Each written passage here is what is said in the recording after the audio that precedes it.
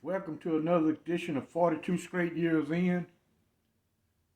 On my crackhead update, I had my patio door open and Dallas police helicopter come over hovering, making all that noise. So I stepped outside to see what was going on and seen three guys running like hell. It's hard to escape from that helicopter. And later on, I seen squad cars everywhere. I don't know if they got away or they got caught up. But that's my crackhead update. Y'all know what it is. Get your shanks out and let's get ready to ride. Uh, I've had people in the comment section ask me about several guys. Did I know them in prison? OG Percy. No, I don't. I didn't know him.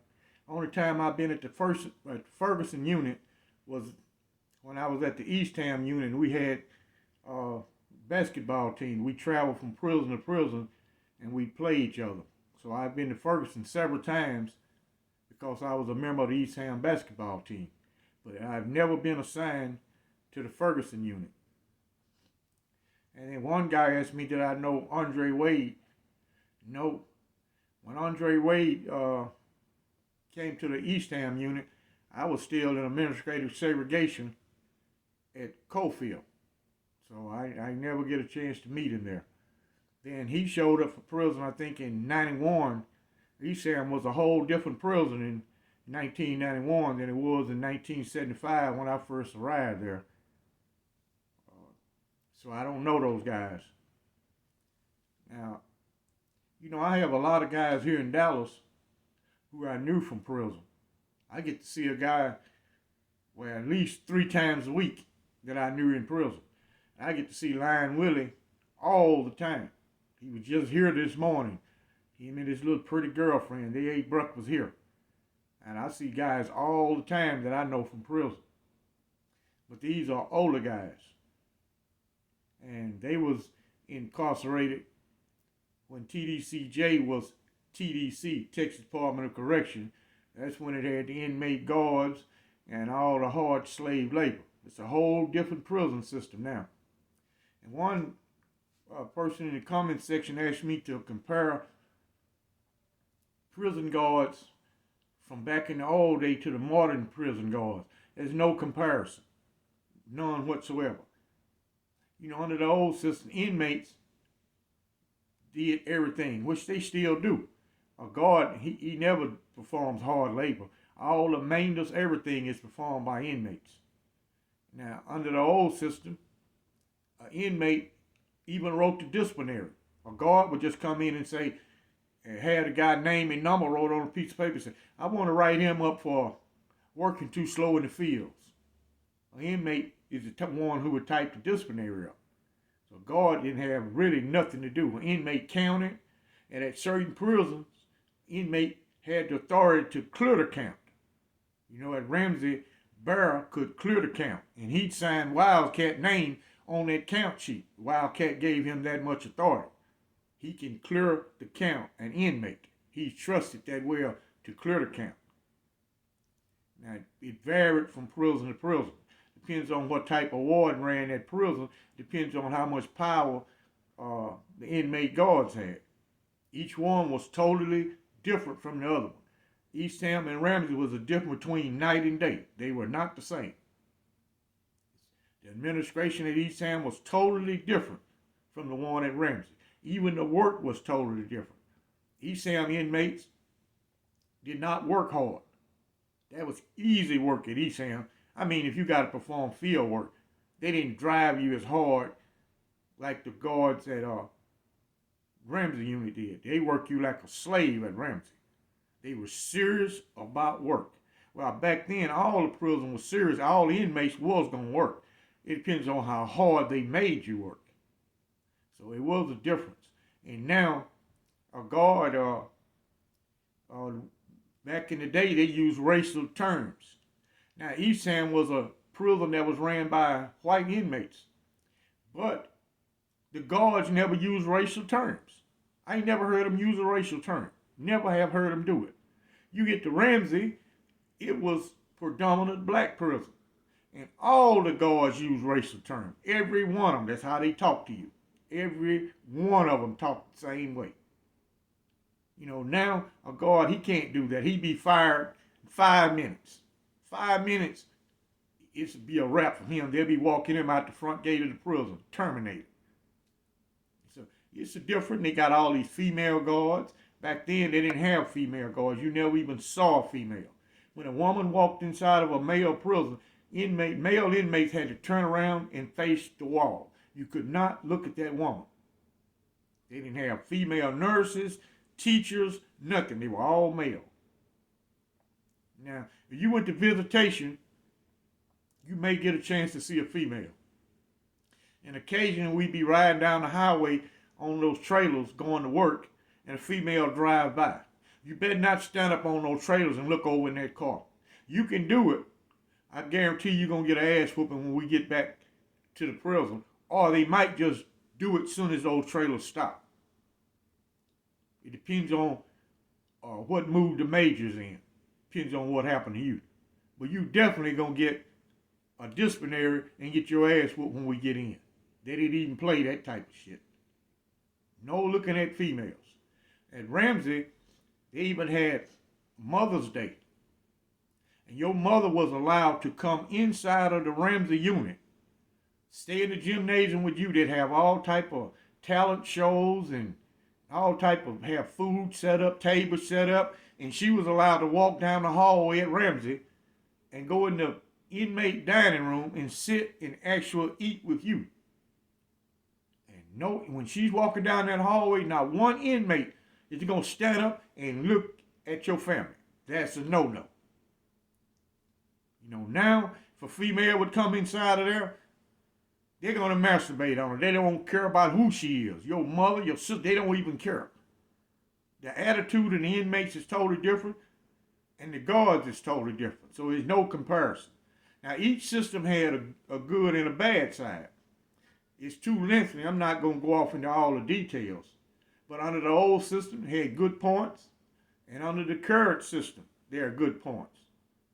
Now, if they combine it all that together, they'd have a hell of a good prison system.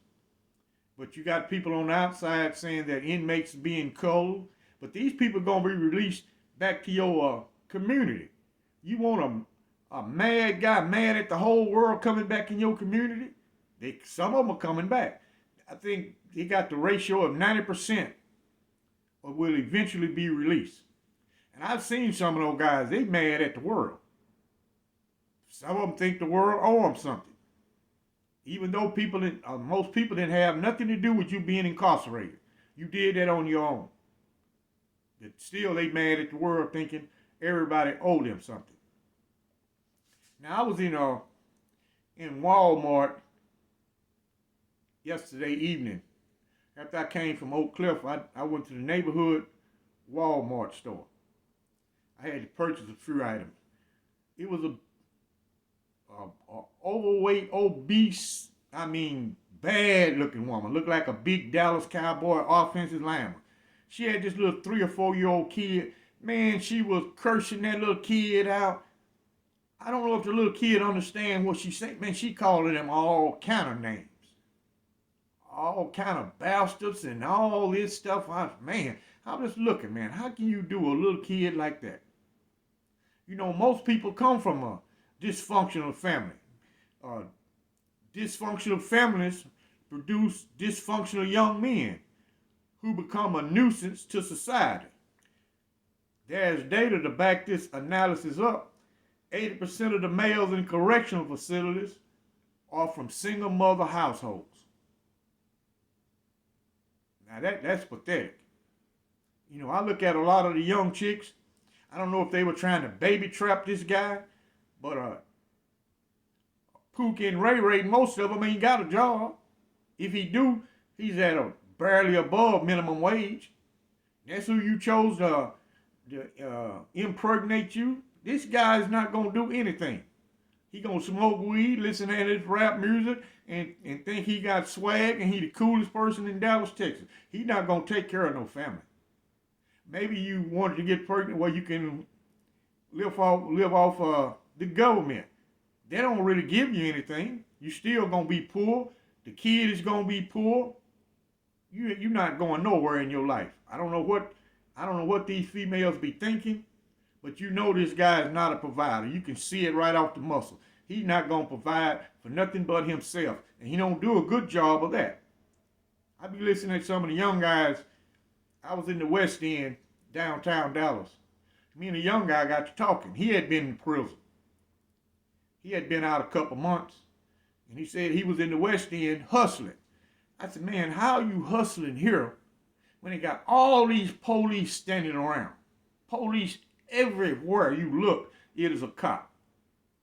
Now you catching some of these white people live in these apartment complexes and these high rises, and they don't know anything about the inner city neighborhood, so they're not going over there trying to score no weed. So they trying to purchase a 3.5, and you sell them a 2.5. They so nervous, I watched him do it. He said, hey man, you got anything? Yeah. He put it in his hand real fast. He handed the money. Okay man, I'll see you next time. They walk off fast in the summer gun. He don't even check what he's got. I guarantee you it's not what you're supposed to get.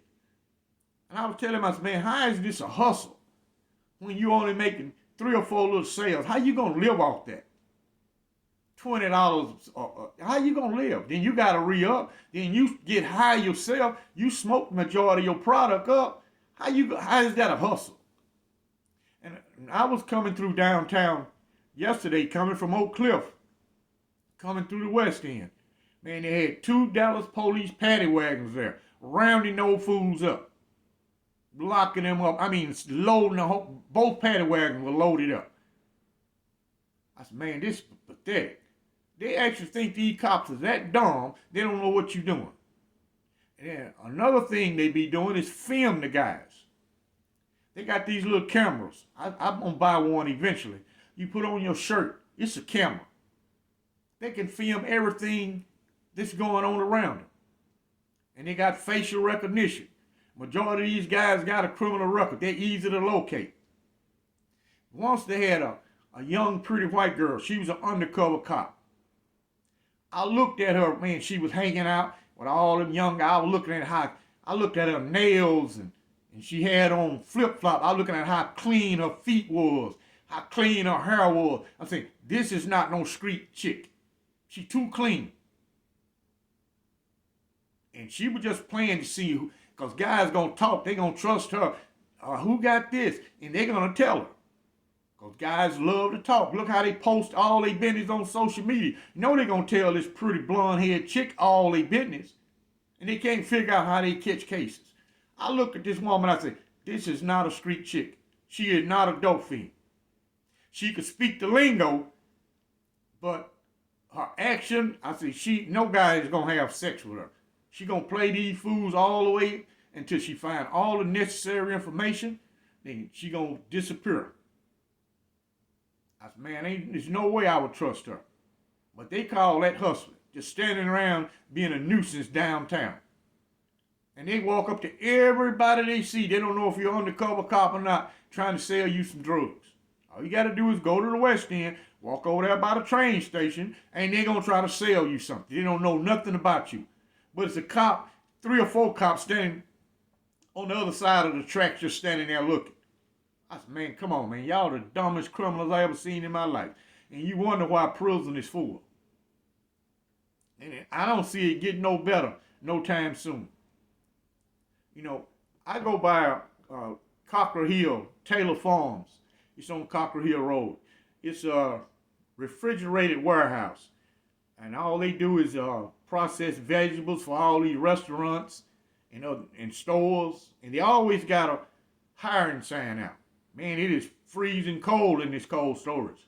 I watched them in August. They come out of there, they got insulated clothes on. Man, they're shivering. It'd be 100 degrees. They still cold. Now, a lot of the fools work there. They on probation where they gotta work. Because probation is not like parole. They will violate your probation and you got all those fees to pay. Parolees don't have to go through all that. Whether you work or not, parole officer is not going to do anything to you if you don't have a job. They can really care less. They're going to say something to you about it, but they're not going to enforce it like probation. A lot of them on child support. So they forced to get a job and work. May not work that long. Well, I gave a chick a ride one day to Taylor Farms. Man, I was listening to her talk, the way she talking to me, she thinks she's so slick. She do not want to go to work. This was her third day there. She quit. She did not want to go to work. I asked her, I said, how you going to pay rent? She lived in North Dallas. She didn't want to ride the train all the way to the Westmoreland station, get off the train, catch the bus to Cocker Hill, then get on the 549 going down Cocker Hill to Taylor Farms. You got a lot of transfers. She didn't want to have to go through that every day. So I gave her a ride to Taylor Farms. She started trying to hit me up to buy her a pack of cigarettes. I gave her 3 or 4 cigarettes. Now she wanted a pack. The next day, she quit. She made 72 hours and quit the job. So really, most of these young people, they do not want to work. For some reason, they think they're going to become a rapper. The chicks think they're going to hook up with a rapper and live happily ever after. That's the mindset they have. A lot of times I go on the dating site Tag, not looking for nobody. Cause I got me a pretty snow bunny. I don't need them. I got a pretty lady. I do not have no use for them.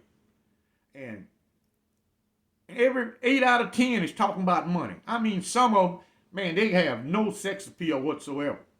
But still, I'm about my money. I'm trying to get my bag. They want to wait at the end of the struggle and then join in. They don't want to join you when you're struggling. For some reason, they think you're just going to give them your money and give them all your resources. 8 out of 10, that's what they're talking about, money. They got dollar signs by their name. I do it for a social experiment. Occasionally, I go in the comment section and smash them. I have so many of them who block me, or I make them take their comment down, just showing them how stupid they really are. That's enough of my ranting and raving for today. Join me over on Patreon, where I'm raw and uncut. The link will be in the description. Like and subscribe, and I thank you for watching.